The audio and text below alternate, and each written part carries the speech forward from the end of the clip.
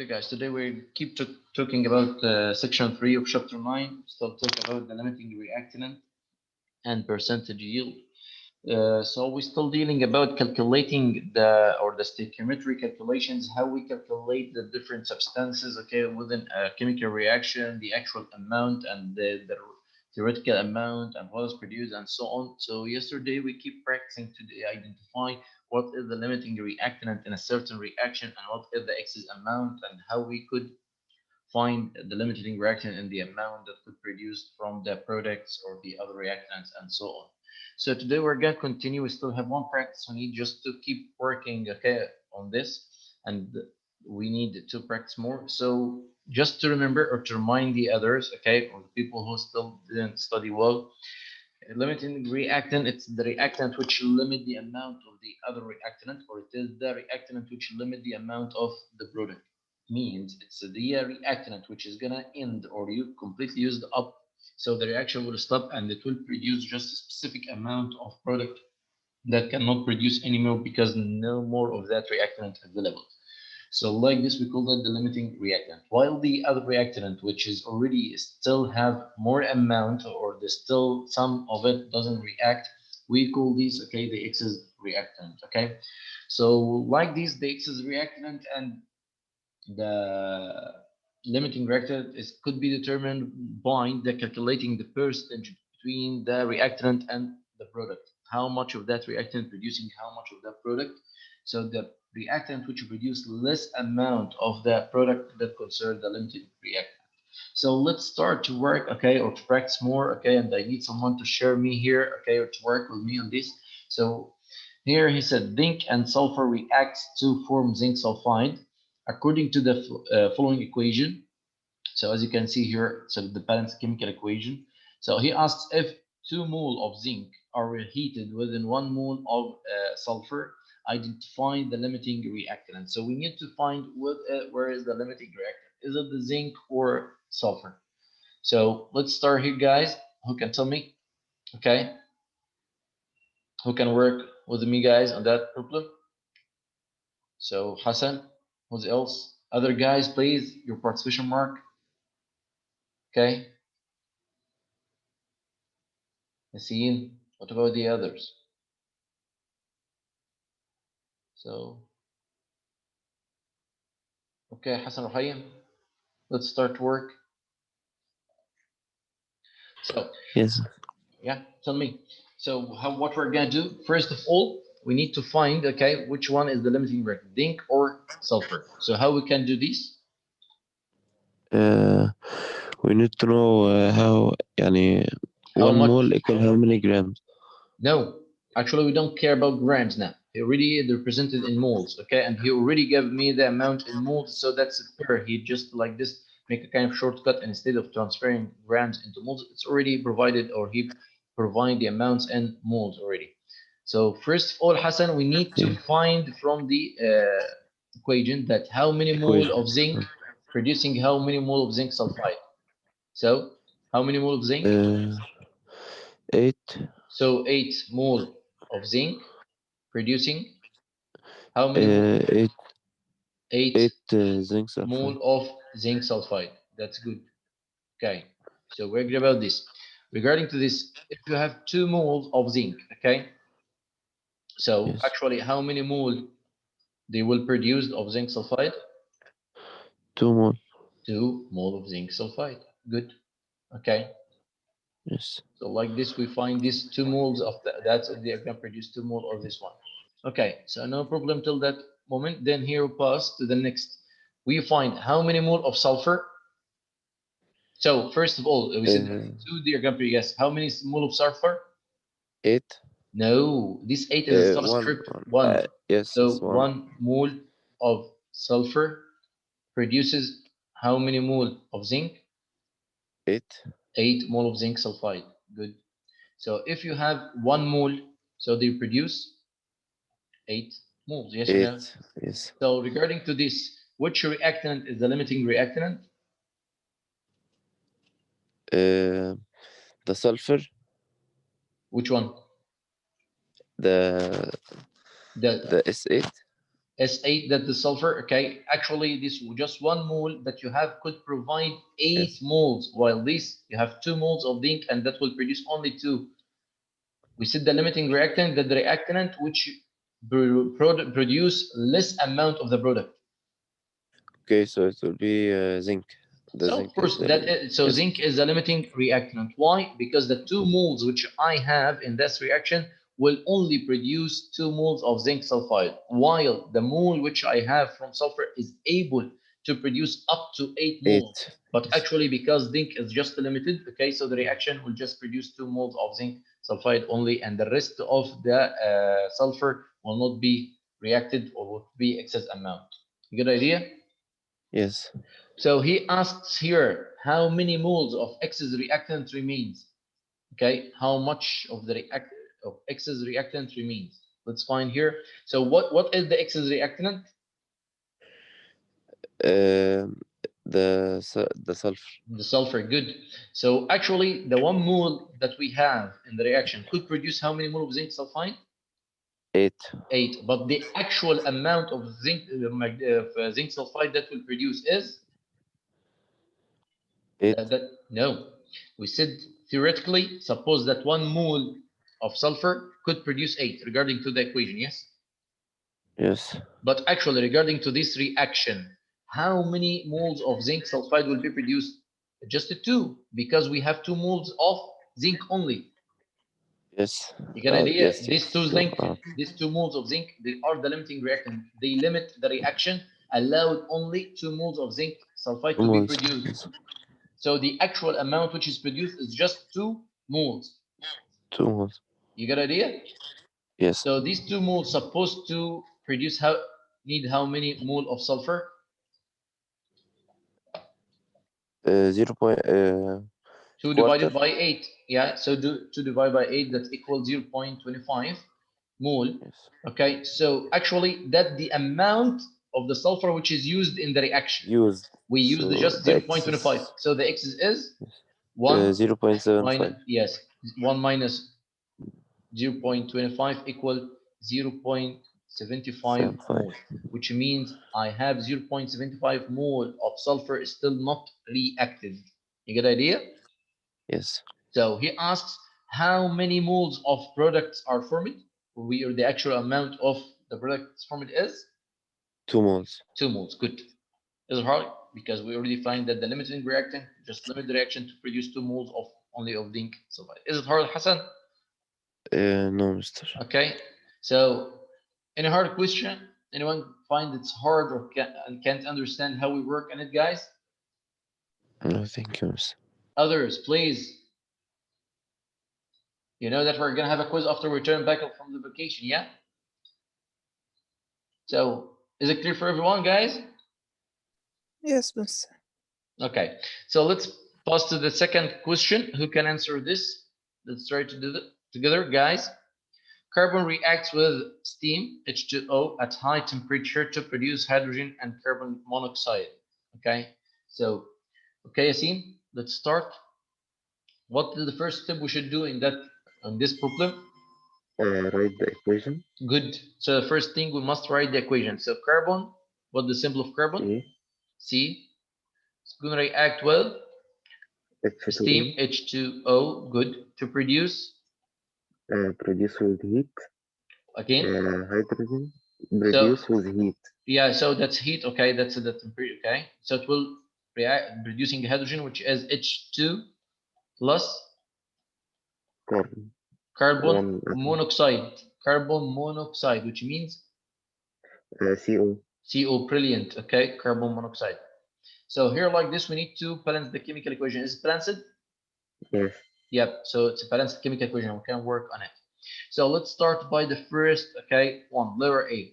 If 2.4 mole carbon are exposed to 3.1 mole of steam, identify the limiting reactant. So what we're going to do?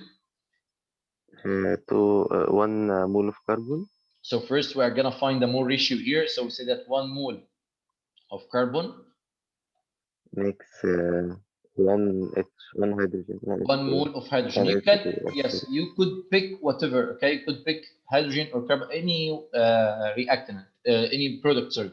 So you must use each reactant with one of the product, anyone, it's not, but just must be the same product.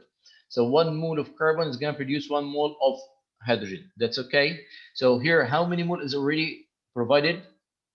2.4. So 2.4 moles of carbon. They're supposed to produce 2.4 of hydrogen. Good.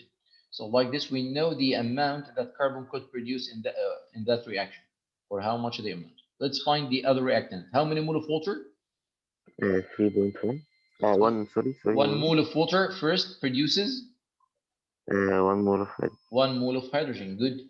So like this, if we have 3.1 mole of water, it will produce how many mole of hydrogen? 3.1. Yeah, so it will produce 3.1 mole of hydrogen. That's good. So like this, okay, which one is the limiting reactant? They're both equal. No. Carbon.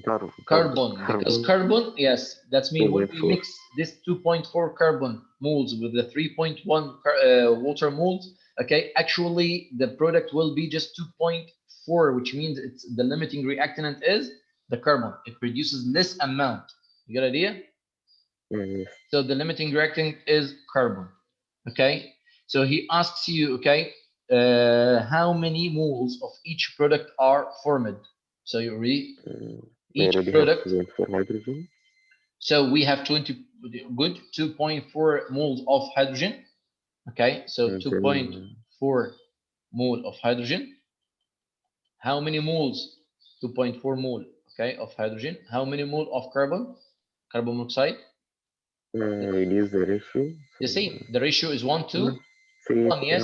So 2.4 also it will produce 2.4. So we have 2.4s of both, okay, carbon monoxide and hydrogen, okay. So also 2.4 mole of carbon monoxide. Good. Then past the last question, what mass of each product is formed? How much is the mass of each product? So we just need to convert this amount into grams, okay. So 1 mole of water. Grams. Yeah, 1 mole of water equal how many grams? 18. 2 multiply 1 plus 2 multiply plus 1 multiply 15. Yeah, so it's overall 18 grams. That's 1 mole of water, 18 grams. So like this, 2.4 moles of water equal how many grams? So let's find 2.4 multiply 18 divided by 1. 2.4 multiply 18. Yeah, so can you calculate it, please? Okay, 2.4. 43.2. 50? Too much 50. 43. 43? 40. 43.2. Good. Okay, grams. So like this, the amount of the water which are produced from the reaction. Good. So here, then actually it's not water. That's supposed hydrogen. Sorry guys. Wait. We just made a little mistake here. The product is hydrogen. There is no water in the product. The water is reactant. So again, let's check this one. Sorry. It's the products are hydrogen. So we're gonna remove these. Okay. Like that. So we said that 1 mole of hydrogen equal 2 grams. So like this, 2.4 mole of hydrogen equal how many grams? So 2.4 multiplied 2, that's 4.8 grams. Okay. Okay. Because we don't have water in the products, just hydrogen and carbon monoxide. Okay. So let's find the carbon monoxide. 1 mole of carbon monoxide equal how many grams? So the carbon is 12. Oxygen is carbon 16. 12, yeah, and 16. So equal 28 grams. That's 1 mole. So what about 2.4? So 2.4 multiply 28.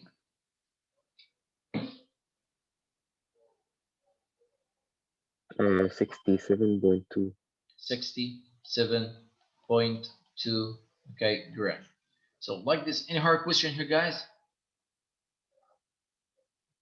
Any hard question here, guys? No.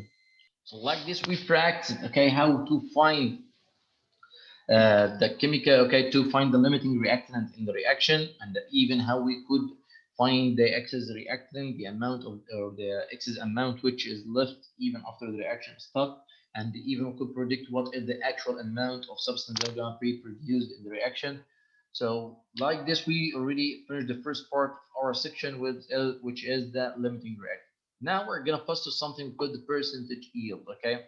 So percentage yield actually is another kind of calculations, okay? And the last kind of calculations here, okay? What is percentage yield? Okay, so to be able, I need just you to watch the next video, then you're gonna answer the following question, okay? So what are the questions? Look with me here. You need to answer the following question, guys. First one, what the difference between the actual yield and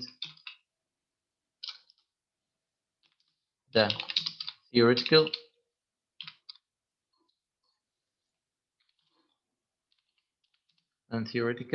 yield? Then we add the second question, what is the percentage yield? Okay, guys? So just two questions, okay? I need you to answer them. Watch the video carefully, then you can answer them. Is it clear, guys? Clear, guys? Any hard question? The questions are clear? Yes. Okay, so let's start here.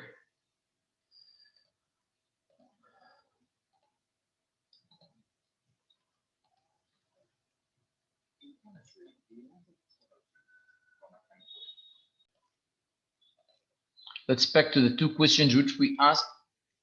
First question, who can answer me? What is the difference between the actual yield and the theoretical yield, guys? Okay, you followed? The actual yield is the amount we actually get. Yeah, the amount we actually get from the reaction. Good. Theoretical yield Yep. is the yield we expect to get based on our calculations. Good. Okay, so theoretical yield, that the expected amount regarding to the our stoichiometric calculations, that mean based on how many grams are involved in the reaction. So we expect that we're gonna get a certain grams or a certain moles from in the product. But the actual yield is the actual amount, which usually the actual amount or the actual yield is less than the theoretical yield. Okay, and we got some reasons. Okay, why the actual yield always less than the theoretical yield. These reasons could be, okay, that's maybe the reactants, they have some impurities which make not all of the reactants involved in the reaction. Some reactants cannot work in that reaction, so like this they will lead to less product than what we expect. Maybe it's a reversible reaction, that means a reaction works in two directions at the same time. So in that case, never all the reactants will turn into products, because some of the products will break down again into reactants. Or maybe because there is a side reaction, that means maybe the reactants is going to make a side reaction, that means a reaction in a slower rate, but not the main reaction we are working on, like as you watch it, the example in the video. Or maybe some of the products or some of the reactants could be escaped like gases or something like this from the container we are working on. So all these could lead to that the amount of the products which we get actually is less than what we expect. So like this, okay, we know the difference between actual yield and theoretical yield. So what is the percentage yield, guys? What is the percentage yield? Yes, Mariam? It's what % of the theoretical yield we actually get. Yes, how much of the theoretical yield actually we get, okay? Or that's mean the ratio of the actual yield to the theoretical yield multiply 100, okay? That we find how many, okay, of the substance we actually get, okay, compared or regarding to the expected amount. Okay, guys? So like this, we know what is the actual yield, theoretical yield, and what is the percent yield. Next time, inshallah, or next session tomorrow, we're gonna practice how to solve the percent yield problems, and we are gonna find how we could answer this kind of questions. So, any hard question for today's lesson, guys? Any hard question for today's lesson, guys? No, thank you. Is it clear? Yes. Yes. So like this, we already finished the entire chapter, okay? So we done of chapter 9, stoichiometry. So like this, we know all the calculations that could be done, okay, regarding to any chemical reaction. So like this, we know the mole problems, the grams moles problems, moles grams problem, mass problems, and even the limiting reactant, the percentage yield. So like this, okay. So we almost finished the section. Next time, inshallah, we are gonna just practice how to answer the problems of percentage yield. See you tomorrow. Thank you and goodbye.